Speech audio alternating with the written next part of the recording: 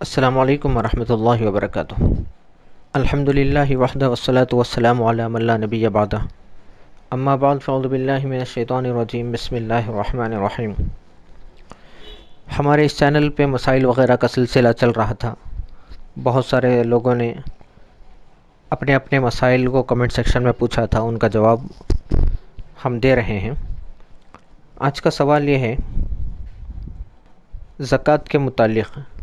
Lock down کی وجہ سے زکوٰۃ دینے کے لیے کیش نہیں ہے اور بینک بیلنس وغیرہ بھی، بینک میں سے پیسہ وغیرہ نکالنا بھی بڑی مشکل ہے، بینک بیلنس بھی نہیں ہے، لیکن صاحب نصاب ہے، سونا چاندی ہے۔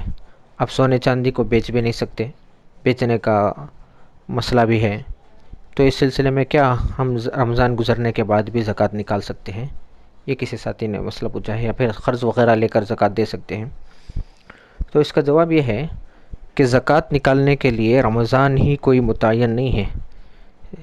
جس وقت بھی ہمارا سال مکمل ہو جائے اسی وقت زکوٰۃ نکال دینا چاہیے، چاہے رمضان ہو چاہے غیر رمضان ہو۔ ہاں البتہ رمضان میں نکالنے کا رواج اس لیے ہے کہ تاکہ ثواب رمضان میں زیادہ ملتا ہے، اس وجہ سے نکالتے ہیں، ورنہ تو رمضان کے بعد یا رمضان سے پہلے جب چاہیں جیسے ہی سال مکمل ہو جائے اس وقت زکوٰۃ دے سکتے ہیں۔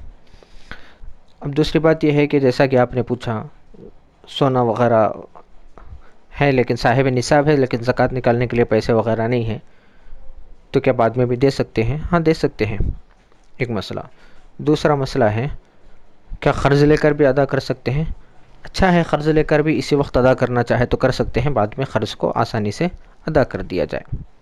اب تیسرا مسئلہ یہ تھا کہ بہت سارے لوگ لاک ڈاؤن میں پریشانی میں مبتلا ہیں۔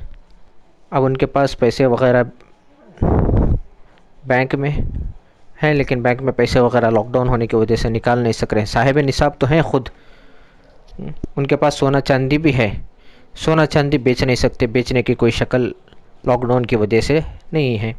اب گھر کی ضروریات کے لیے پیسے ان کے پاس کیش بھی نہیں ہے، گھر کی ضروریات کا بڑا مسئلہ ہے کہ ایسے آدمی کو زکوٰۃ دی جا سکتی ہے؟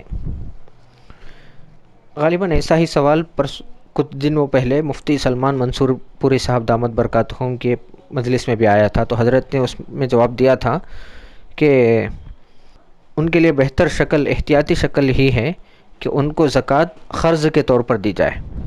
ایسے آدمی کو جو صاحب نصاب ہیں لیکن فی الوقت ان کے پاس کیش نہیں ہے، گھر کی ضروریات کا بڑا مسئلہ ہو گیا ہے، گھر میں پریشانیاں ہیں، بینک میں پیسہ ہیں لیکن نکال نہیں سک رہے ہیں لاک ڈاؤن کی وجہ سے، سونا چاندی ہے بیچ نہیں سک رہے، تو ایسے آدمیوں کو قرض کی شکل میں اپنے زکوٰۃ کا مال دے سکتے ہیں۔ جب ان کے پاس پیسہ آ جائے گا تو وہ قرض کی رقم ان سے لے کر کسی دوسرے کو ادا کر دی جائے، یہ حضرت نے احتیاطی شکل بتائی تھی، تو اس طرح بھی کر سکتے ہیں۔ اب تیسرا مسئلہ کسی نے پوچھا کہ رمضان میں تراویح کی نماز کیا ظہر کے بعد یا پھر مغرب کے بعد پڑھی جا سکتی ہے؟ نہیں بھائی، اس کا جواب یہ ہے کہ نہیں پڑھی جا سکتی، تراویح کی نماز عشاء کے بعد ہی پڑھی جائے گی، عشاء کے تابع۔